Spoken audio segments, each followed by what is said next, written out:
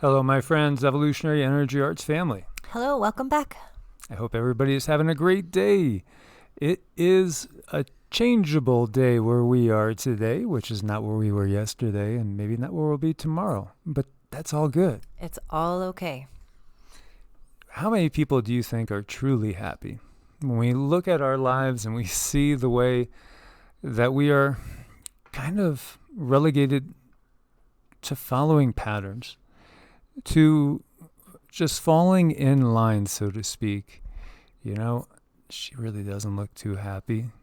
He looks like he might start getting a little bit irritated. She's happy to get her photograph taken. Yeah, but when you look at it, this is our life. Our life is so structured, so ordered, so organized. And unfortunately, so often it's for us and not by us. Exactly. And I feel that's what they do by design. The elites, they have this structure because it's actually kind of like human nature to want to fall into place, but out of a survival type way.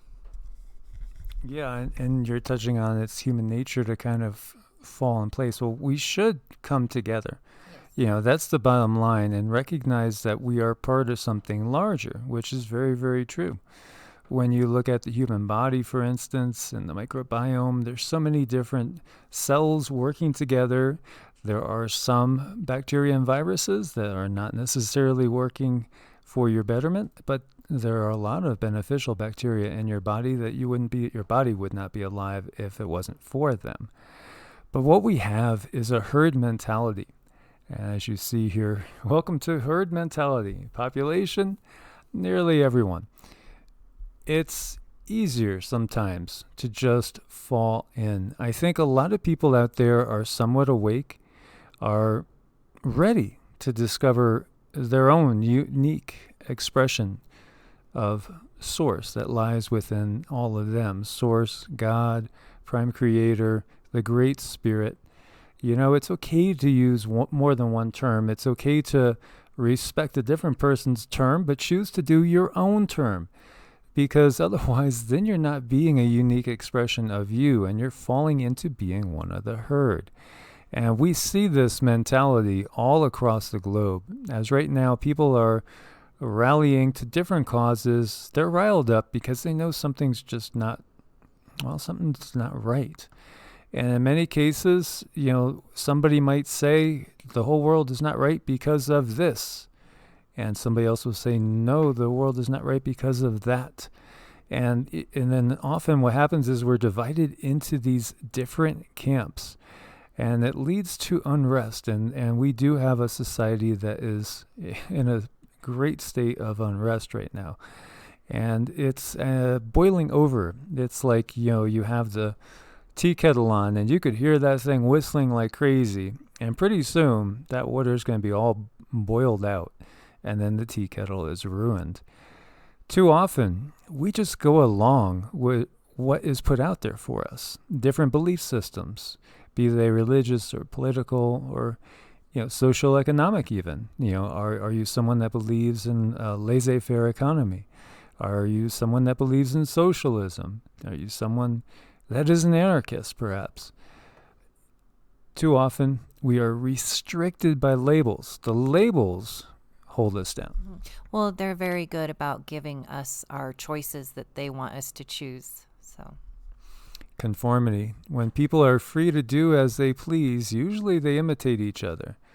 Now, I'm going to take a little bit of I'm not going to really agree with that completely.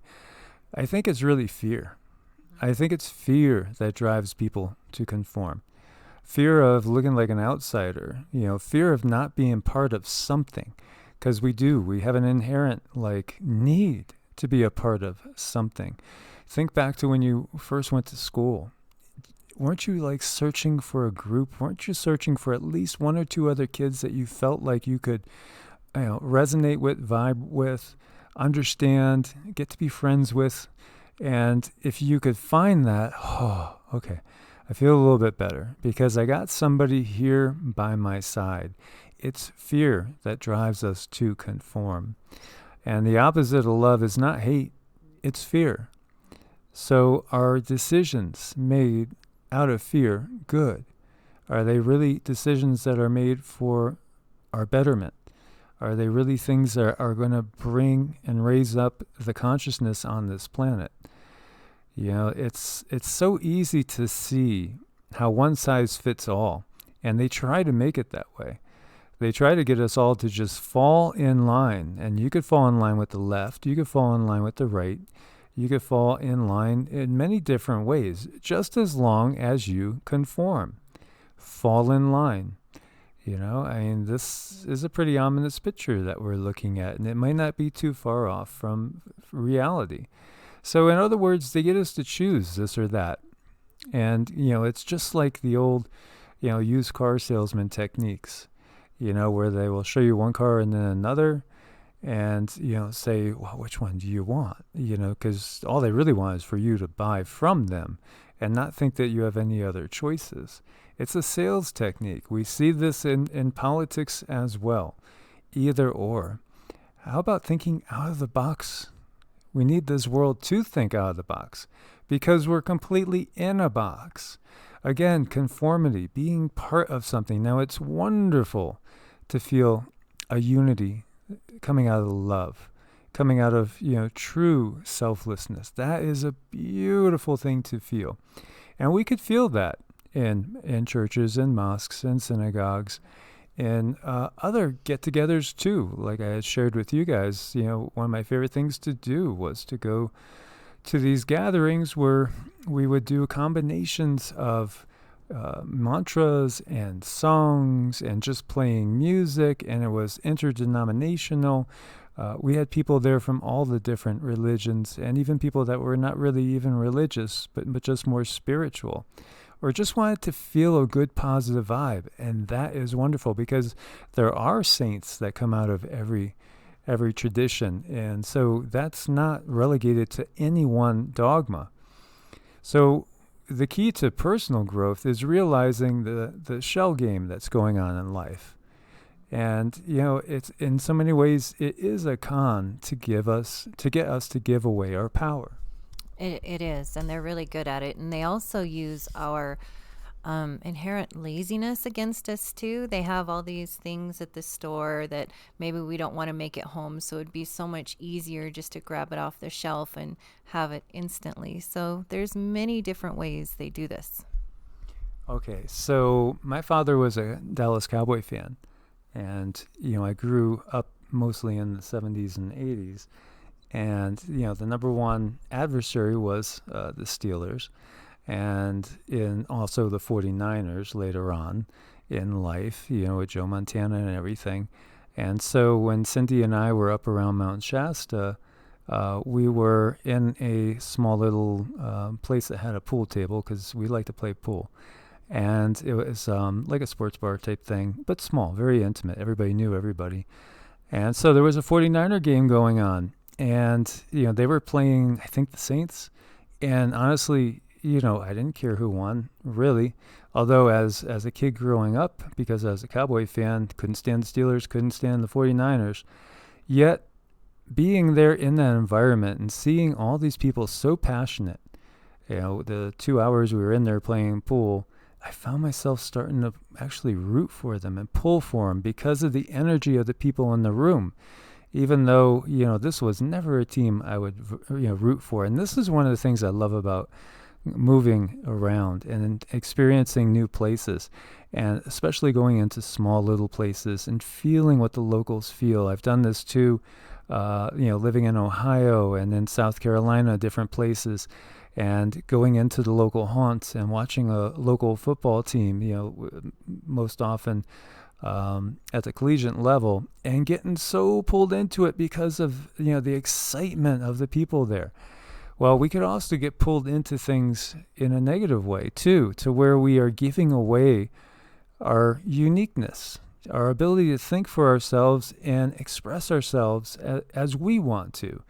And that reminds me of that old saying, you know, heads I win, tails you lose.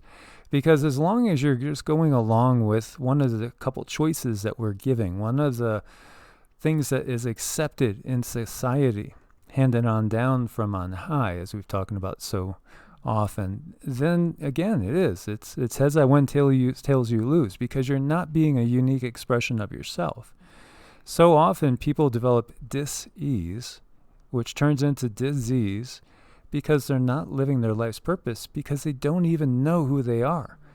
They're just being who society tells them to be, and they feel very, very unhappy with that. And it makes them feel like something's missing. There's a hole, there's a void. I just don't understand what's wrong because I feel incomplete. Well, that's because you're not being you.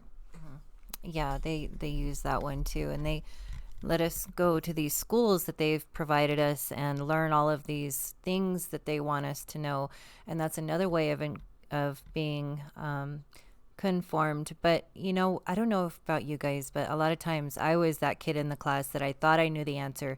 I'd raise my hand just to find out, oh my gosh, I was so far off, because I see the world in such a skewed different type of perspective, and those schools really made it uncomfortable for you to be wrong.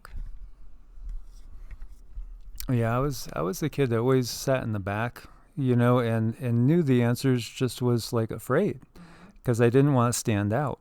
And so, I didn't want to even look like I was a know-it-all or whatever. And so when they gave out the history books, that were going to last the whole year, I had them read in the first day or two just because I was interested in it. So I would just pour through it and I'd know all the answers. And meanwhile, I'd be doing other research on my own in class for the things I was interested in. But yet I was afraid because I was afraid to not conform. I didn't want to look too smart. I didn't want to look too dumb. I just wanted to be in the middle, sort of, where people won't pick on you or, and that's really sad, but that's what happens in society. So we don't need to be afraid of being different. Be afraid of being the same as everyone else, because that means you're not being you, more than likely. It's like putting a plant in a beautiful stainless steel plant container. And it might look good right now, but when that plant starts to grow and becomes root bound, it's going to wither and die. And the same thing with our minds. It's the same thing with our expression of uniqueness. At first, it might feel good to conform and to be part of something, to have people patting you on the back. Oh, it's wonderful to have you here with this party and, whatever political persuasion you're in, or this church or this mosque or this synagogue. And yet, if you're just doing it to conform, it's going to stunt your growth. You're going to be like this root-bound plant that is going to wither and die. So do not be afraid of nonconformity, as well as being the easiest way to stand out without having to be outstanding. You can be outstanding at being you, and it will lead to a sense of happiness. It will lead to a sense of purpose, and that changes everything. It does change everything. It's a little bit hard to find that groove, though. I think one of the most important things you can do to find out really who you are is just get really curious. Start following the curiosities. Start to wonder again, like a child, about things. Just follow your heart, follow your passion, so that you can kind of break away and find out, what are you all about? Society wants you to have the mindset of that old saying, ours is not to question why, ours is but to do or die. And everybody should be listening to that and saying, hell no, I'm going to make up my own decision. I'm going to be a unique expression of divinity. I'm going to be myself. Be yourself. Don't necessarily fall in, conform. And, right now there's a lot of pressure to take a side. Now, ultimately, God is love. And then yet we hear, sayings in the Bible at the same time, the fear of the Lord. And I don't buy it for a second. Because, my vision of the ultimate source of all creation is one of love. And also one that would not restrict me in my ability to be an expression of that love in my own way. So God is love, and each one of us represents a wonderfully diverse and unique expression of love. And that's the bottom line. And when you are walking your path, then you will be full of love, and that will spread to others. It will. It's about finding the love in your own heart, appreciating yourself for who you are, your uniqueness, your differentness. And I know, life has thrown a lot of people some pretty hard knocks for being unique and different. But try to shake that off and start searching for yourself again. In the Beatitudes, Christ says, and the meek will inherit the earth. Do any of what we see going on right now, does any of the politicians seem meek?